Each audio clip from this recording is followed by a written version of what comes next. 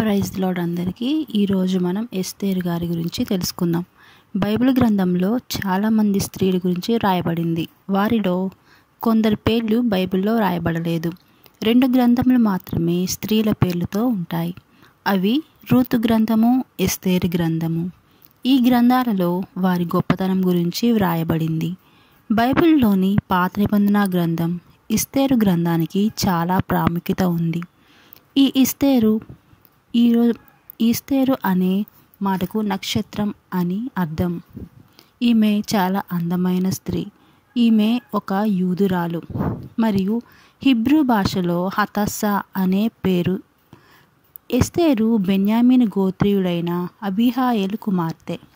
ఎస్తేరు చిన్నతనంలోనే అబీహాయేలు అతని భార్య చనిపోతారు. అప్పుడు తల్లిదండ్రులు లేక అనాథగా మిగిలిన ఎస్తేరును మొర్దెకై అనే అతను దత్తత తీసుకుంటాడు. మొర్దెకై యొక్క పినతండ్రి కూతురే ఈ ఎస్తేరు. ఎస్తేరు, మొర్దెకై కలిసి పర్షియన్ రాజధాని అయిన షూషాన్లో ఉండేవారు. చరిత్ర నుండి మనం నేర్చుకోవాల్సిన విషయాలు కూడా ఎన్నో ఉన్నాయి. ఈ అద్భుతమైన చరిత్ర గురించి ఈ వీడియోలో తెలుసుకుందాం. ఆ కాలంలో అహస్వారోహు షూషా కోటల నుండి 127 సంస్థానాలను పరిపాలన చేస్తూ ఉన్నాడు. అతను తన రాజు అయిన 3వ సంవత్సరంలో తన ప్రజలకు చాలా గొప్ప విందు చేయించాడు. ఆ విందుకు ముందు 180 రోజుల పాటు, అంటే సరిగ్గా 6 నెలల పాటు తన గొప్పతనాన్ని, తన ఘనతను ప్రజలందరికీ చూపించాడు. అది పూర్తయ్యాక చివరి 7 రోజులు చాలా గొప్ప విందును చేయించాడు. తన రాజ్యంలో ఉన్న అందరికీ కావలసిన ద్రాక్షారసాన్ని బంగారు పాత్రల్లో మాత్రమే పోయించి ఇచ్చాడు. తిన్నవారికి తిన్నంత రకరకాల ఆహార పదార్థాలను కూడా వడ్డించారు. ద్రాక్షారసం త్రాగే అందరికీ, అంటే తక్కువ స్థాయి నుండి ఎక్కువ స్థాయి వరకు ఉన్న అందరికీ కేవలం బంగారు పాత్రల్లో మాత్రమే ద్రాక్షారసాన్ని పోశారు. అంటే ఆ రాజు ఎంత గొప్ప స్థితిలో ఉన్నాడో మనం అర్థం చేసుకోవచ్చు. అలాంటి పరిస్థితుల్లో ఆ రాజ్యానికి రాణి అయిన వస్తీ కూడా స్త్రీలకు ఒక విందు చేయించింది.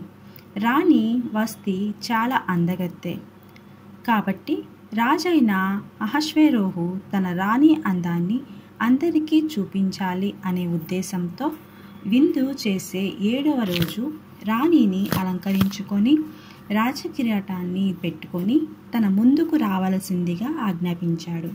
కానీ రాణి అయిన వస్తీ రాజు ఆజ్ఞ ప్రకారం రాజు ముందుకు రావటానికి ఒప్పుకొని లేదు. రాజు వద్దకు రాలేదు. ఈ విషయం రాజైన అహస్వేరోహుకు చాలా కోపాన్ని తెప్పించి అనిపించింది. ఎందుకంటే అతను 127 సంస్థానాలకు రాజు. ఒక్క మాటలో చెప్పాలంటే అహస్వేరోహు ఓ గొప్ప చక్రవర్తి. తన సంస్థానంలో ఎందరో గొప్ప గొప్ప వారి ముందు తను కూర్చొని ఉన్నప్పుడు రాణి వస్తీ రాజాజ్ఞను తిరస్కరించింది. ఇది రాజుకు తీవ్రమైన అవమానం. వెంటనే తన వద్ద ఉన్న ప్రధాన సలహాదారులతో సంప్రదించి ఇప్పుడు నేను ఏం చేయాలి అని రాజు అడిగినప్పుడు రాజు యొక్క ప్రధానులలో 7గురిలో ఒకడైన మెమోకాను రాజుకు ఈ విధంగా చెప్పాడు. రాణి అయిన వస్తీ రాజు ఎడల మాత్రమే కాదు, రాజైన అహస్వేరోహు యొక్క అన్ని సంస్థానములలో ఉండే అధిపతులందరి ఎడల, జనులందరి ఎడల కూడా నేరస్తురాలు అయ్యింది. ఇంత గొప్ప రాజ్యానికి రాజు అయిన మీ మాటనే రాణి తిరస్కరిస్తే ఇక సామాన్య ప్రజల పరిస్థితి ఏమిటి? ఈ మాట తెలిసినప్పుడు రాజ్యంలో ఉన్న స్త్రీలందరూ తమ పురుషులను లెక్క చేయరు కదా. కాబట్టి రాజుకు ఇష్టమైతే, అంటే రాజు సన్నిధికి కూడా రాకుండా చేసి ఆమె కంటే యోగ్యురాలైన మరొక స్త్రీని రాణిగా చేసుకోవాలి. ఈ విషయాన్ని రాజ్యమంతటా ప్రకటించాలి. అప్పుడు రాజ్యంలో ఉన్న స్త్రీలందరూ తమ పురుషులను గౌరవిస్తారు అని చెప్పాడు. ఈ మాట రాజుకు అతని అధిపతులందరికీ బాగా నచ్చింది. కాబట్టి వెంటనే రాజు రాజు కోసం రాజ్యంలో ఉన్న అందమైన కన్యకలందరినీ సేకరించాలని ఒక ఆజ్ఞ జారీ చేయబడింది. ఆ ఆజ్ఞ ప్రకారం రాజ్యంలో ఉన్న అందమైన కన్యకలు రాజు సన్నిధికి తీసుకొని రాబడ్డారు. ఆ అందమైన కన్యకలందరిలో రాజుకు ఇష్టమైన కన్యక రాణిగా చేయబడుతుంది. అందులో యూదురాలైన ఎస్తేరు కూడా ఉంది. ఆ రోజుల్లో బెన్యామీను గోత్రానికి చెందిన మొర్దెకై అనే యూదుడు అక్కడ నివసిస్తూ ఉన్నాడు. అతను నెబుకద్నెజరు యెరూషలేము నుంచి యూదులను చెరగా తీసుకొని వచ్చిన వ్యక్తులలో ఒకడు. మొర్దెకై యొక్క పిన్న తండ్రికి హదాసా అనే ఒక కూతురు ఉంది. ఆమె ఎస్తేరు. ఆమెకు ప్రస్తుతం తల్లిదండ్రులు లేరు కాబట్టి ఆమెను మొర్దెకై పెంచుకుంటూ ఉన్నాడు. ఎస్తేరు మొర్దెకైకి వరుసకు చెల్లెలు అవుతుంది, కానీ అతను ఆమెను తన కుమార్తెగా పెంచుకుంటూ ఉన్నాడు. ఆమె చాలా అందగత్తె, ఎంతో వినయ విధేయతలు కలిగి ఉంది, భయభక్తులు కలిగిన స్త్రీ. ఈ ఎస్తేరు ప్రస్తుతం రాజు కోటలోనికి తీసుకొని రాబడింది. ఎస్తేరు రాణి అవ్వాలని ఎప్పుడూ కోరుకోలేదు. ఇదంతా దేవుని సంకల్పమే. రాజు వద్ద హే అనే ఒక నపుంసకుడు ఉన్నాడు. అతనే రాజు కోసం తీసుకుని వచ్చిన అందమైన కన్యకలందరికీ అధిపతి. అతని పర్యవేక్షణలోని అందమైన కన్యకలు రాజు కోసం సిద్ధం చేయబడతారు. ఈ పరిస్థితుల్లో ఎస్తేరు హేగే దృష్టికి చాలా మంచి స్త్రీగా కనిపించింది. కాబట్టి హేగే ఆమెను రాజకోటలో చాలా మంచి ప్రదేశంలో ఆమె ఉండటానికి వసతి ఏర్పాటు చేశాడు.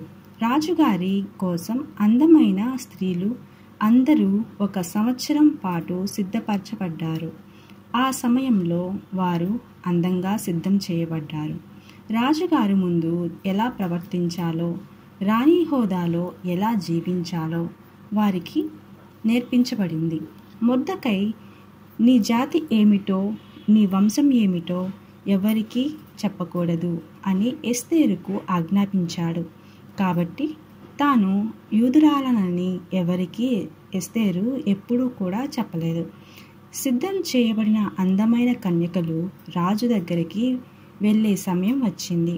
వాళ్ళు రాజు వద్దకు ఒక్కొక్కరిగా వెళ్ళే ముందు వారు ఏమి కోరతారో అది వారికి తప్పక ఇస్తారు. ఆ పరిస్థితుల్లో ఎస్తేరు వంతు వచ్చింది. ఎస్తేరును హేగే సిద్ధం చేశాడు. అతను అలంకరించిన అలంకరణ తప్ప ఎస్తేరు ఇంకేమీ కోరుకోలేదు. అలాంటి సమయంలో ప్రతి ఒక్కరూ ఎస్తేరును ఎంతగానో అభిమానించారు. ఆ రోజు ఎస్తేరు రాజు వద్దకు పంపబడింది. ఆశ్చర్యంగా తన వద్దకు పంపబడిన స్త్రీలందరికంటే రాజు ఎస్తేరునే ప్రేమించాడు.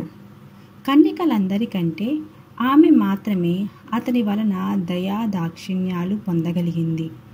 అంతే, అతడు రాజ్య కిరీటాన్ని ఎస్తేరు తల మీద పెట్టేశాడు. ఎస్తేరును వస్తదికి బదులుగా రాణిగా నియమించాడు.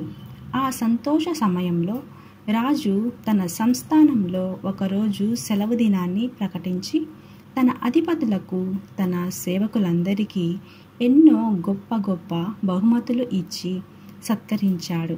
అంటే రాజు ఎస్తేరును ఎంతగా ప్రేమించాడో అర్థమవుతుంది.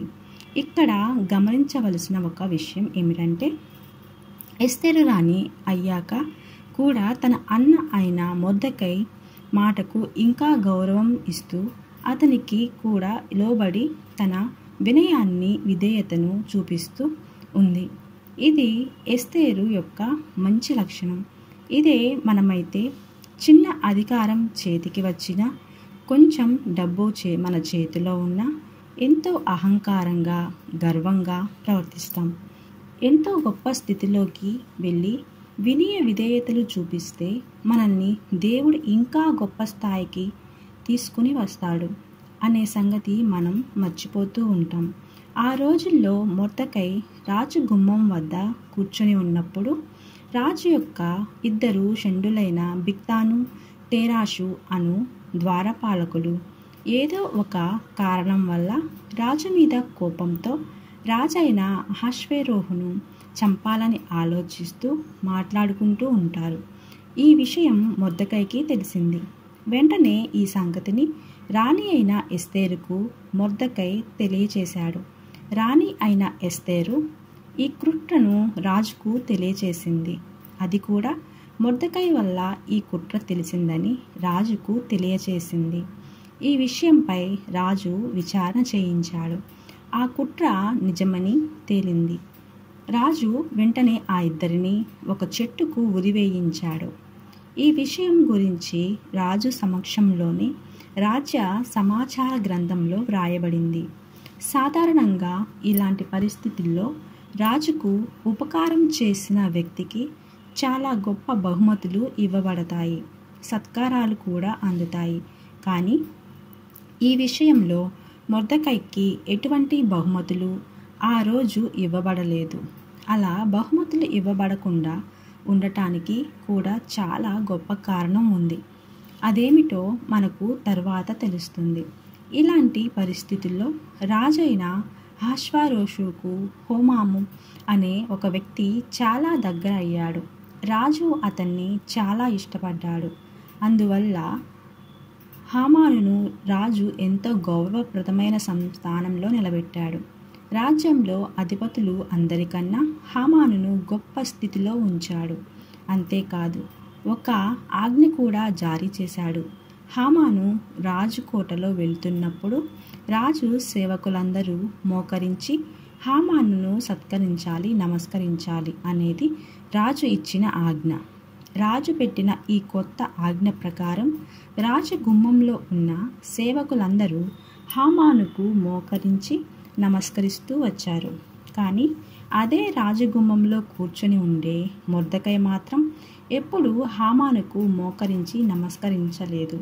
ఈ విషయంలో సేవకులందరూ మొర్దెకైను, నీవు ఎందుకు రాజాజ్ఞను మీరు హామానుకు ఎందుకు నమస్కరించడం లేదు అని ప్రశ్నించారు.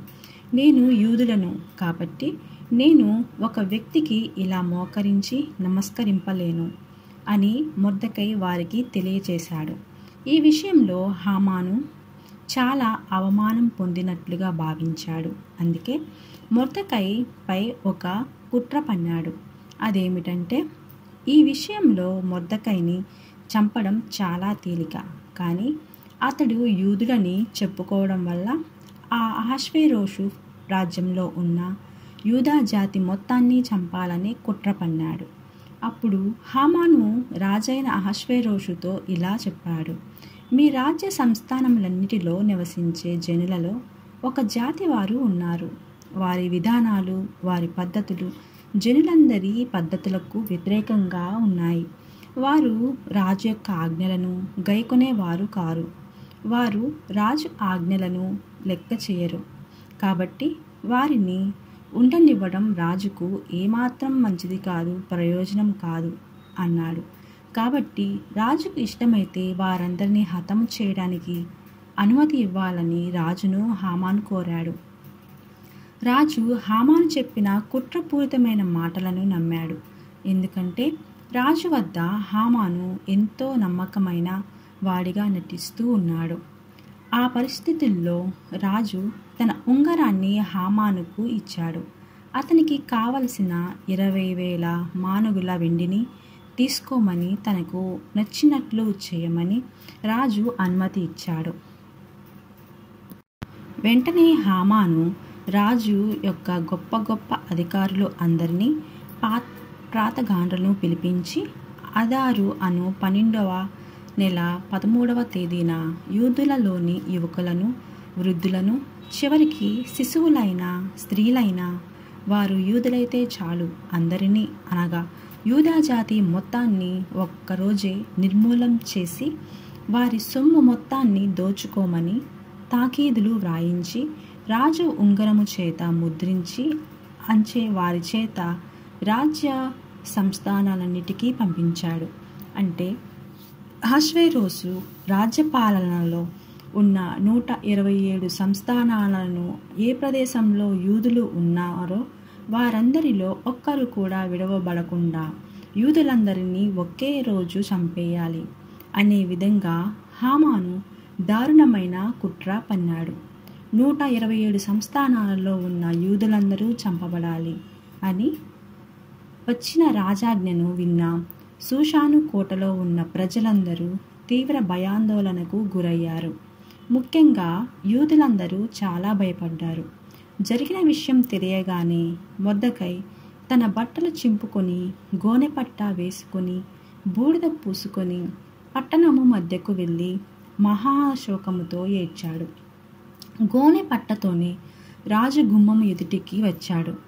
కానీ గోనెపట్ట కట్టుకున్న వాడు రాజు గుమ్మములో ప్రవేశింపకూడదు అనేది రాజాజ్ఞ. యూదులందరినీ చంపాలని రాజాజ్ఞ ఏ ఏ సంస్థానాలకు వెళ్ళిందో ఆయా సంస్థానాలలో ఉన్న యూదులందరూ ఎంతో భయపడి గోనెపట్టను కట్టుకొని నెత్తిపై బూడిద చల్లుకొని ఉపవాసాలు ఉన్నారు.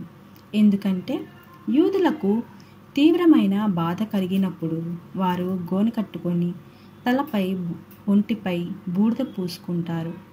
ఆ విధంగా తమ బాధను దేవునికి తెలియజేస్తారు. ఎస్తేరు అనే ఈ గ్రంథం మొత్తంలో ఎక్కడ దేవుడు అనే మాట కానీ ప్రార్థన అనే మాట కానీ కనపడదు. మొర్దెకై గోనెపట్ట కట్టుకొని బూడిద పోసుకున్న విషయం ఎస్తేరుకు తెలిసింది. ఎస్తేరు చాలా బాధపడింది. గోనెపట్ట తీసివేసి ఈ బట్టలు కట్టుకోవాలని ఆజ్ఞాపించింది. వెంటనే మొర్దెకైకి బట్టలు పంపించింది. కానీ మొర్దెకై ఆ బట్టలను తీసుకోలేదు. తను పంపిన బట్టలు తీసుకోనందుకు ఎస్తేరు ఇంకా బాధపడి అసలు ఏమి జరిగిందో పూర్తిగా తెలుసుకొని రమ్మని తన వద్ద తనకు సహాయంగా ఉన్న హాతాకు అనే హిజ్రాని మొర్దెకై వద్దకు పంపింది. అప్పటికి మొర్దెకై రాజు గుమ్మము ముందు ఉన్న వీధిలో ఉన్నాడు. హతాకు మొర్దెకై వద్దకు వెళ్ళి అసలు ఏమి జరిగిందో తెలుసుకొని రమ్మని ఎస్తేరు రాణి తనను పంపిందని అతనితో చెప్పాడు. మొర్దెకై జరిగిన విషయం మొత్తం హాతాకుతో చెప్పాడు. హామాను కుట్ర చేసి యూదులను చంపడానికి వ్రాయించిన రాజు శాసనాన్ని కూడా హాతాకుకు ఇచ్చి ఎస్తేరు రాణికి జరిగిందంతా చెప్పమని వెంటనే రాజు వద్దకు వెళ్ళి తన జనులైన యూదులను రక్షించడానికి రాజును వేడుకోమని చెప్పమని చెప్పాడు. హాతాకు చెప్పిన మాటలు విని ఆ శాసనాన్ని చదివిన తర్వాత ఎస్తేరు రాణి ఇలా చెప్పింది. రాజు అనుమతి లేకుండా రాజు వద్దకు పురుషుడు కానీ స్త్రీ కానీ వెళ్ళినట్లయితే అతనికి మరణదండన అనే కఠినమైన శిక్ష ఉందని, ఒకవేళ రాజు కనికరించి అతని చేతిలో ఉన్న బంగారు దండం అతని వైపు చూపినట్లయితే మాత్రమే అతడు బ్రతుకుతాడని కఠినమైన ఆజ్ఞ గురించి రాజు సేవకులందరికీ, రాజు సంస్థానంలో ఉన్న వారందరికీ తెలుసునని, ఇప్పటికీ 30 రోజుల నుండి రాజు వద్దకు తను పిలువబడలేదని, ఈ పరిస్థితుల్లో ఈ విషయాన్ని రాజుతో చెప్పడానికి అవకాశం లేదనే విషయాన్ని మొర్దెకైకి చెప్పమని ఎస్తేరు హాతాకును మరలా పంపింది. ఎస్తేరు యొక్క మాటలను మొర్దెకైకి తెలిపినప్పుడు మొర్దెకై ఇలా అన్నాడు. నేను రాజకోటలో ఉన్నాను కాబట్టి యూదులందరూ మరణించినా నేను తప్పించుకుంటాను అని నీవు అనుకోవద్దు. ఈ సమయంలో నీవు ఏమి మాట్లాడకుండా మౌనంగా ఉంటే యూదులకు సహాయము, విడుదల మరి ఒక వైపు నుండి వస్తుంది. కానీ నీవు నీ తండ్రి ఇంటి వారు మాత్రం ఖచ్చితంగా మరణిస్తారు. ఈ పని చేయడం కోసమే నీవు రాణివి అయ్యావేమో గమనించమని చెప్పి మొర్దెకై మరలా ఎస్తేరుకు కబురు పంపించాడు. ఈ మాటలు విన్న ఎస్తేరు చాలా బాధపడింది. అయితే షూషనులో ఉన్న యూదులందరినీ సమాజ మందిరానికి పిలిపించి, మీరందరూ నా కొరకు 3 రోజులు ఉపవాసం ఉండండి. నేను నా పనికత్తెలు కూడా 3 రోజులు ఆహారము నీళ్లు తీసుకోకుండా ఉపవాసం ఉంటాము. ఏది ఏమైనా నేను రాజు వద్దకు వెళ్తాను. ఈ విషయంలో నేను మరణించినా కూడా పర్వాలేదు అని ఎస్తేరు మొర్దెకైకి మరలా కబురు పంపింది. ఎస్తేరు చెప్పినట్లుగానే మొర్దెకై యూదులనందరినీ పోగు చేసి 3 రోజులు ఆహారము నీళ్లు తీసుకోకుండా ఉపవాసం ఉన్నారు. 3వ రోజు ఎస్తేరు రాజవస్త్రాలు నగలు ధరించుకొని రాజు సన్నిధికి వెళ్ళి నిలబడింది. ఆ సమయంలో రాజావరణలో తన రాజాసనం మీద రాజు కూర్చుని ఉన్నాడు. రాజు ఎస్తేరును చూశాడు. ఆ సమయంలో రాజుకు కోపం వస్తే కనుక ఎస్తేరుకు మరణదండనే. కానీ ఆశ్చర్యంగా రాజుకు ఎస్తేరుపై దయ కలిగింది. వెంటనే తన బంగారు దండాన్ని ఎస్తేరు వైపు చూపించాడు. ఎస్తేరు వచ్చి రాజు బంగారు దండపు కొనను ముట్టుకుంది. అప్పుడు రాజు ఇలా అన్నాడు, రాణివైన ఎస్తేరు, నీకేం కావాలి? నీ మనవి ఏమిటి? రాజ్యములో సగము మట్టుకు కావాలని అడిగినా నీకు ఇచ్చేస్తాను అని ఆమెతో చెప్పాడు. ఈ విధంగా ఆశ్చర్యంగా ఎస్తేరు శిక్షింపబడవలసిన చోట దేవుడు ఎస్తేరుకు సహాయాన్ని అందించి ఆమెపై రాజుకు దయ కలిగేలా చేశాడు. వెంటనే ఎస్తేరు రాజుతో, తమరికి ఇష్టమైతే ఈరోజు మీరు మీతో కలిసి హామాను కూడా నా వద్దకు విందుకు రావాలనేదే నా కోరిక అని వినయంగా రాజుతో చెప్పింది. ఎస్తేరు కోరిక ప్రకారం రాజు హామాను ఆ రోజు ఎస్తేరు చేయించిన విందుకు వెళ్ళారు. రాజు ద్రాక్షారసపు విందుకు కూర్చుండి ఎస్తేరును చూచి మరలా అన్నాడు, కోరిక ఏమిటి? అది నీకు అనుగ్రహింపబడుతుంది. నీ మనవి ఏమిటి? అది రాజ్యంలో సగము మట్టుకైనా నీకు ఇవ్వబడుతుంది అని చెప్పాడు. అప్పుడు ఎస్తేరు రాజుతో, తమరికి నా యందు దయ కలిగితే రేపు కూడా తమరి కోసం నేను చేయించే విందుకు మీరు హామానును కూడా మరలా తీసుకుని రావాలి. ఇదే నా కోరిక అని రాజుతో వినయంగా చెప్పింది. ఆ మాట విన్న తరువాత హామాను తన మనసులో చాలా సంతోషించాడు. విందు ముగిశాక వెంటనే తన ఇంటికి బయలుదేరాడు. వెళ్ళేటప్పుడు రాజు గుమ్మంలో కూర్చుని ఉండే మొర్దెకై లేచి తనకు నమస్కరించనందుకు అతనిపై చాలా కోపం వచ్చింది. కోపాన్ని అణుచుకొని తన ఇంటికి వెళ్ళాడు. తన స్నేహితులను, తన భార్య అయిన జరేషును పిలిపించాడు. రాజు తన అధిపతులందరిపై తనను ఎలా గొప్ప స్థాయిలో ఉంచాడో వారితో చెప్పాడు. అలాగే తనకున్న పిల్లలను గూర్చి, తనకున్న ఐశ్వర్యాన్ని గూర్చి, ఎస్తేరు రాణి తనను రాజును మాత్రమే విందుకు పిలిచిన సంతోషకరమైన వార్తను వారికి చాలా గొప్పగా చెప్పాడు. అంతేకాదు, రేపటి విందుకు కూడా ఎస్తేరు రాణి తనను రాజును మాత్రమే ఆహ్వానించిందని వారితో చెప్పి చాలా సంతోషపడ్డాడు. అయితే రాజు గుమ్మంలో కూర్చుని ఉండే మొర్దెకై అనే వ్యక్తి తనకు నమస్కరించడని, ఈ విషయంలో తనకు అతనిపై చాలా కోపం ఉందని వారితో చెప్పాడు. హామాను చెప్పిన ఈ మాట విన్న తరువాత అతని భార్య జరేషు అలాగే అతని స్నేహితులందరూ హామానుకు ఒక సలహా ఇచ్చారు. 50 మూరల ఉరికొయ్యను తయారు చేయించి రాజుకు చెప్పి మొర్దెకైని ఆ ఉరికొయ్యపై ఉరి తీయించి సంతోషంగా రేపటి విందుకు వెళ్ళమని వారందరూ హామానుకు సలహా ఇచ్చారు. ఈ మాట హామానుకు చాలా బాగా నచ్చింది. వెంటనే హామాను 50 మూరల ఉరికొయ్యను తయారు చేయించాడు. ఆ రాత్రి ఒక ఆశ్చర్యకరమైన సంఘటన జరిగింది. ఆ రాత్రి రాజుకు నిద్ర పట్టలేదు. అందుకే రాజ్యపు సమాచార గ్రంథము తెమ్మని రాజు ఆజ్ఞ ఇచ్చాడు. అది రాజు ఎదుట ఆ రాత్రి చదివి వినిపింపబడింది. ద్వారపాలకులైన బిక్తాను, తెరషు అను రాజు యొక్క 2 నపుంసకులు రాజైన అహష్వేరోషును చంపాలని ప్రయత్నించిన సంగతి మొర్దెకై తెలిపినట్లు అందులో వ్రాయబడి ఉంది.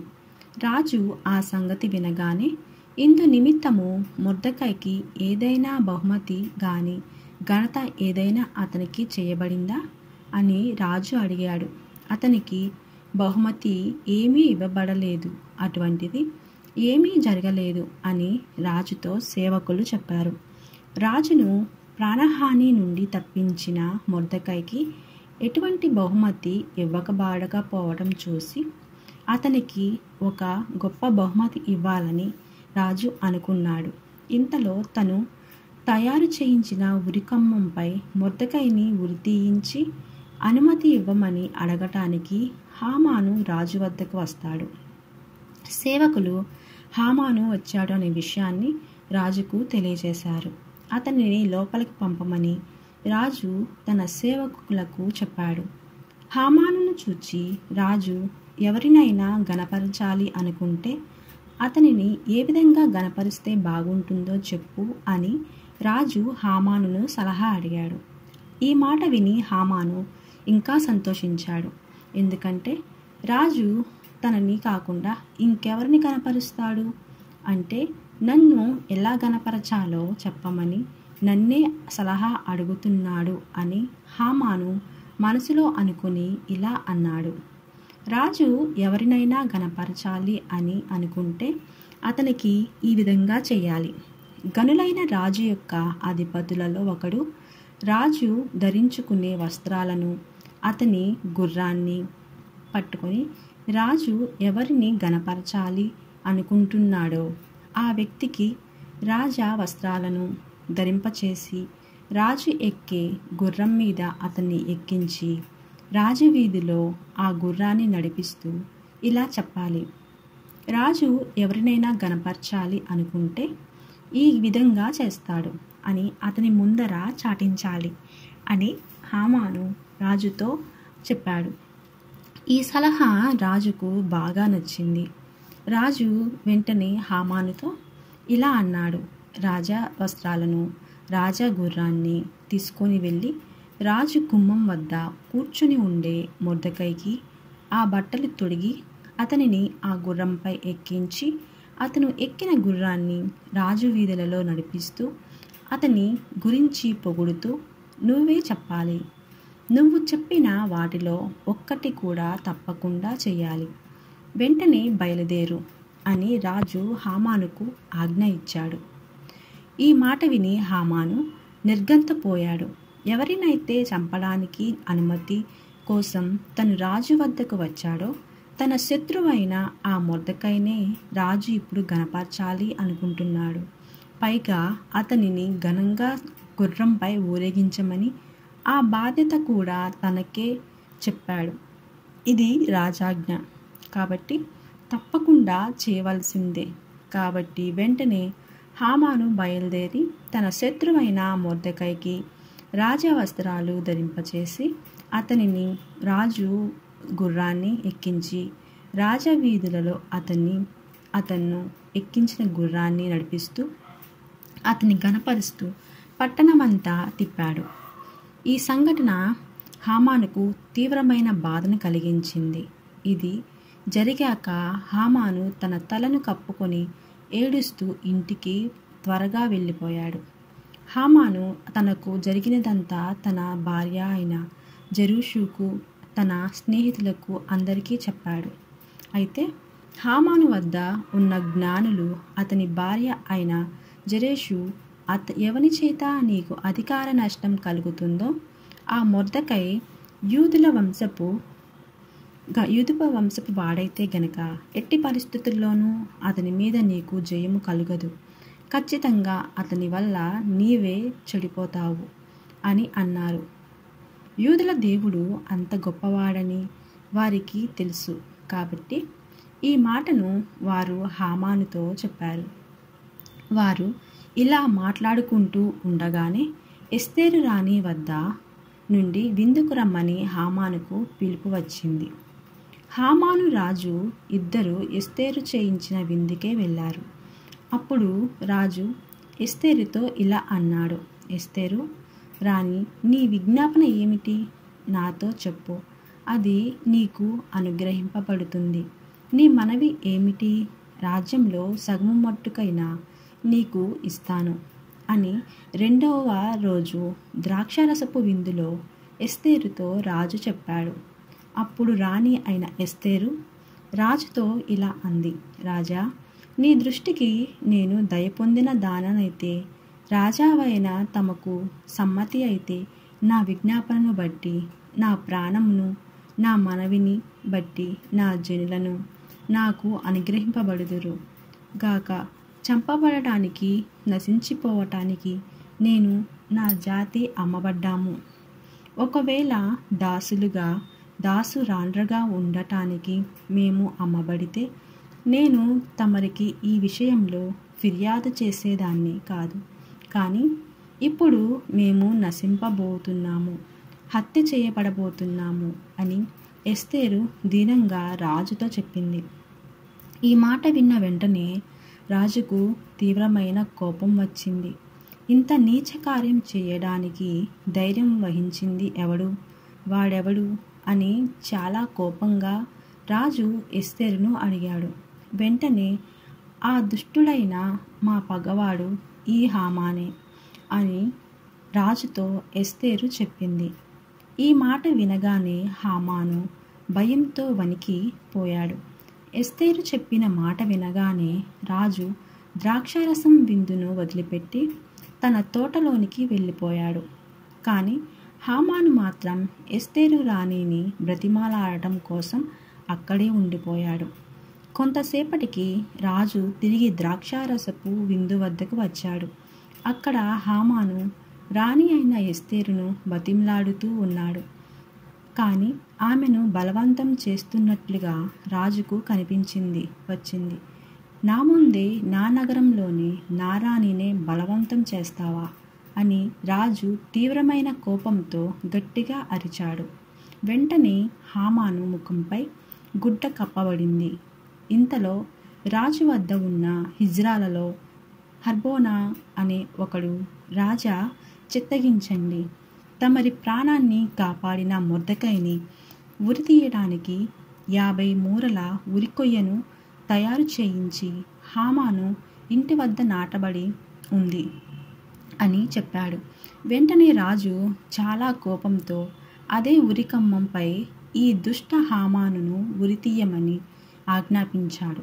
వెంటనే మొర్దెకైని ఉరి తీయడానికి హామాను తయారు చేసిన ఉరికమ్మంపైనే హామానును ఉరి తీయబడ్డాడు. అప్పుడు రాజు కోపం చల్లారింది.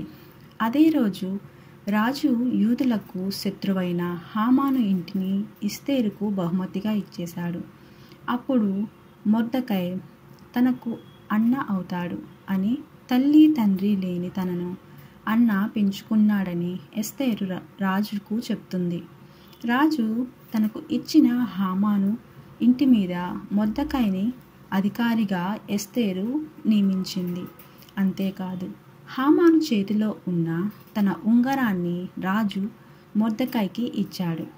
అప్పుడు ఎస్తేరు, నా జనులైన యూదా జాతిని నాశనం చెయ్యాలని తమరి పేరిట వ్రాయించిన ఆ తాకీదులను దయచేసి రద్దుపరచమని రాజును కన్నీళ్లతో బ్రతిమలాడింది.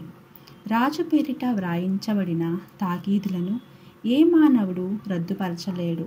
కాబట్టి నీకు ఇష్టమైన మరొక తాకీదును నా పేరిట రాయించి నీకు ఇష్టమైనట్లు చేయమని రాజు ఎస్తేరుతో చెప్పాడు.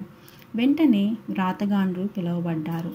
యూదులను ఏ రోజున చంపాలని నిర్ణయించారో అదే రోజు యూదులకు శత్రువులైన వారందరినీ, అనగా యూదుల శత్రువులలోని యువకులను, స్త్రీలను, పిల్లలను అందరినీ హతము చెయ్యమనే మరో తాకీదు రాజు పేరట వ్రాయించబడింది. ఆ రోజు అహష్వేరోషు పరిపాలన 127 సంస్థానాలకు ఆ తాకీదులు పంపబడ్డాయి. ఆ తర్వాత మొర్దెకై రాజా వస్త్రాలతో పెద్ద బంగారు కిరీటంతో అక్కడి నుండి బయలుదేరాడు. ఆ తరువాత యూదులందరూ వారి శత్రువులైన వారిని హతము చేశారు. ఈ సంఘటన జరిగాక షూషాను కోట సంతోషించింది. యూదా జాతి మొత్తం సంతోషించి పండగ జరుపుకున్నారు. అంతేకాకుండా యూదా జాతి మతము అంటే అందరికీ భయం కలిగింది. అనేక మంది యూదా మతాన్ని తీసుకున్నారు. ఈ విధంగా ఏ తప్పు చేయని యూదుడైన మొర్దెకైని కేవలం తనకు నమస్కరించని కారణంగా చంపాలని ప్రయత్నించిన హామాను తాను తయారు చేసిన ఉరికమ్మంపైనే తనే మరణించాడు.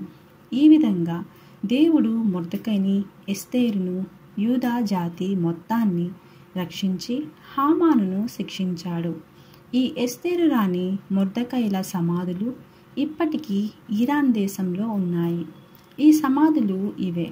ఈ సమాధులను బట్టి ఎస్తేరు చరిత్ర నిజమని, బైబిల్లో రాయబడినంత నిజమని రుజువు పరచబడింది. కాబట్టి ప్రియ సహోదరి సహోదరులారా, మీకు కూడా ఇలాంటి అన్యాయం జరుగుతుంటే, మీ పైన ఎవరైనా కుట్రలు చేస్తుంటే మీరు కూడా దేవునికి కన్నీటితో ప్రార్థించండి. ఆ రోజు మొర్దెకైని, ఎస్తేరును, యూదా జాతి మొత్తాన్ని రక్షించిన దేవుడే ఇప్పుడు మిమ్మల్ని, మీ కుటుంబాన్ని, ఆయనకు ప్రియమైన వారినందరినీ రక్షించి తప్పక కాపాడుతాడు. Praise the lord.